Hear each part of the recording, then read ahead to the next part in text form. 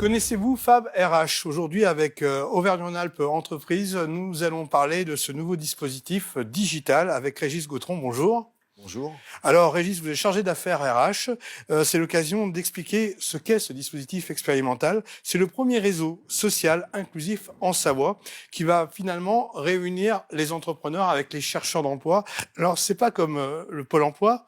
C'est différent. D'ailleurs, pour y accéder sur ce site qui s'appelle fabrh-savoie.fr, il faut donc déjà passer par une modération. Oui, en fait, malheureusement, on ne peut pas accueillir tout le monde sur cette plateforme et la volonté du département, c'était d'accompagner les personnes les plus fragiles, les plus éloignées de l'emploi.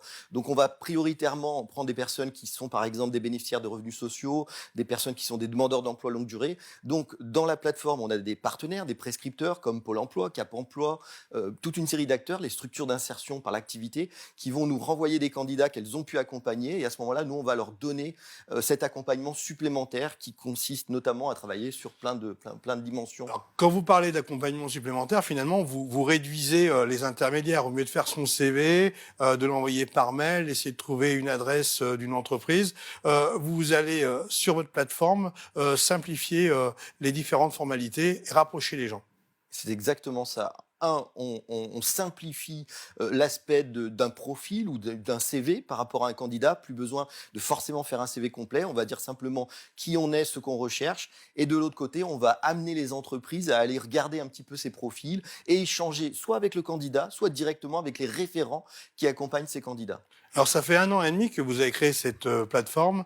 La plateforme, je le rappelle, fabrh-savoie.fr. Qu'en est-il? Qui s'est inscrit en termes d'entreprise et qui vient vous voir? Alors aujourd'hui, on est une communauté un peu plus de 900 personnes sur un réseau social professionnel qui s'appelle LinkedIn. Ça, c'est une dimension importante parce qu'on a souhaité que les entreprises qui sont plutôt présentes sur LinkedIn nous rejoignent d'abord dans ce réseau-là. Ensuite, on l'a décliné avec une sorte d'actualité, une newsletter qui se fait où il y a 300 personnes qui sont abonnées. Et inscrits sur la plateforme en direct, en termes d'échange, on est à peu près à 188 personnes aujourd'hui. Alors, 188 membres de l'économie et de l'emploi. Quel type d'entreprises se sont inscrits? On a de toutes les entreprises, des grandes, des petites, on a tous les secteurs, on a de l'industrie, on a de l'agroalimentaire. En fait, elles ont été ciblées, ces entreprises, selon 3 critères.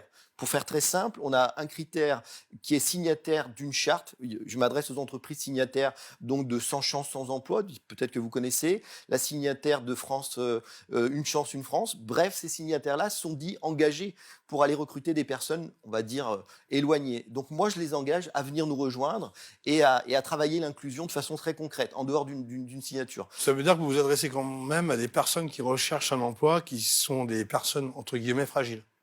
Alors oui et non, mais la fragilité, ça peut être, on peut avoir un accident de la vie, arrêter de travailler pendant quelques mois pour X raisons et avoir encore plus de mal. On a plus de 45, 50 ans aujourd'hui, c'est déjà une difficulté pour aller retrouver du travail. Donc des personnes d'un certain âge, on va dire des seniors, peuvent aussi être accompagnées sur des projets de reconversion, etc.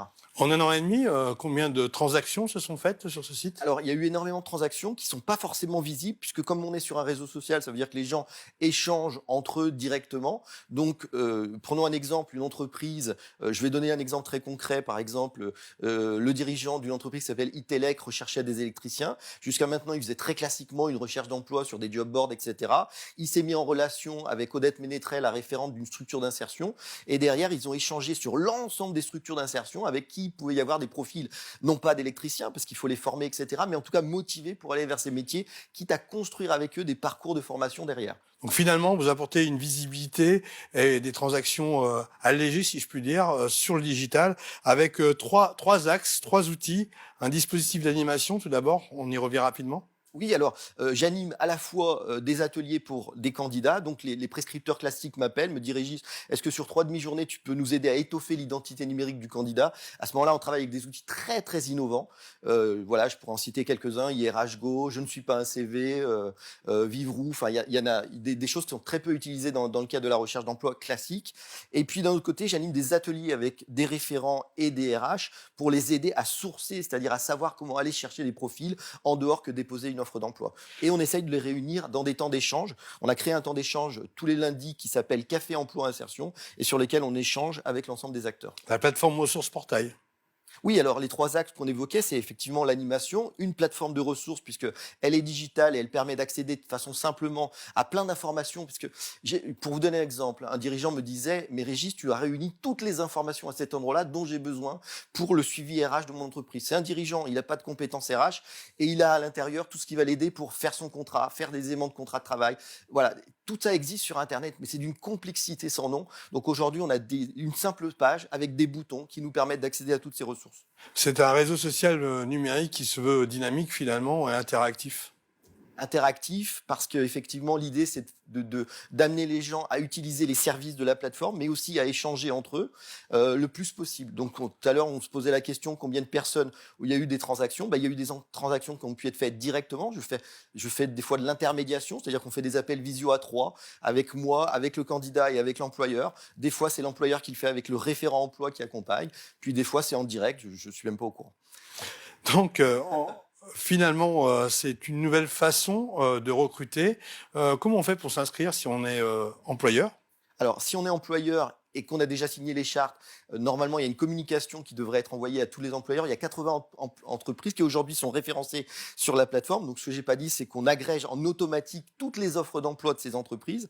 Donc, ça, c'est quelque chose qui existe et qui est déjà présent sur la plateforme. Ce qu'on aimerait demain, c'est les accompagner pour aller un peu plus loin sur les actions concrètes au niveau de l'inclusion. Pour s'inscrire, un employeur m'appelle. Il y a mon numéro de téléphone sur le site internet. On peut s'inscrire avec un simple bouton de connexion. Et puis ensuite, moi, je fais une modération en précisant mais qui êtes-vous et pourquoi vous voulez rentrer sur FabRH Savoie. Donc, ils reçoivent un mail de ma part avec mes coordonnées, mon téléphone et ils m'appellent. Et pour le demandeur d'emploi, ça se passe Pareil. comment? Alors, sur la partie individuelle, puisque je fais de l'accompagnement individuel, ils ont la même démarche, je leur envoie un mail et j'échange avec eux pour savoir si effectivement ils ont les possibilités de rentrer sur la plateforme. Mais la plupart sont accompagnés par des structures, hein. Que ça soit Cap Emploi, pour citer, il y a les missions locales, il y a l'école de la deuxième chance avec qui on a fait un travail. Actuellement, par exemple, on a accompagné 5 groupes à la mise en place de ces accompagnements collectifs. Vous trouverez tout ça sur le site dans la partie actualité avec l'ensemble des informations. Si j'ai répondu à votre question, Laurent. Ben, vous avez très bien répondu. Je pense que c'était très complet. Et puis maintenant, il ne reste plus qu'à cliquer sur fabrh-savoie.fr pour en savoir plus et peut-être aussi rentrer dans ce nouvel univers qui est vraiment facilitateur au niveau du digital. Merci. Et c'est soutenu par le département, je le rappelle. Oui. Et c'est organisé par l'Agence économique régionale Auvergne-Rhône-Alpes Entreprises, partenaire de Savoie News. À très bientôt, Régis. Merci beaucoup, Laurent.